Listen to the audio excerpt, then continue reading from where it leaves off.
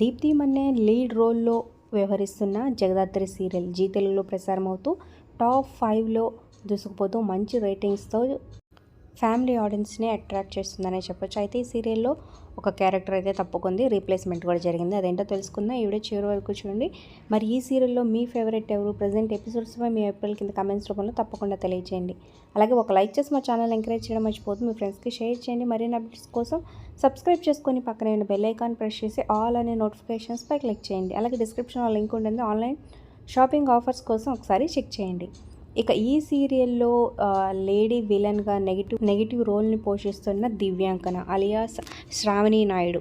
So ఈ serial నుంచి తప్పుకున్నట్లు తెలుస్తుందన్నమాట. ఇక తనకి బదులుగా కొత్తగా స్ఫూర్తి గౌడ రాబోతుందన్నమాట. సో మీరు ఫొటోస్ చూడొచ్చు. మరి ఈ రీప్లేస్మెంట్ మీకు ఎలా అనిపించింది కింద కమెంట్ చేయండి. Like share subscribe for more videos. అలాగే మీ ఫ్రెండ్స్ అండ్ ఫ్యామిలీకి ఈ వీడియోని వాట్సాప్ ఫేస్బుక్ ద్వారా షేర్ చేయండి.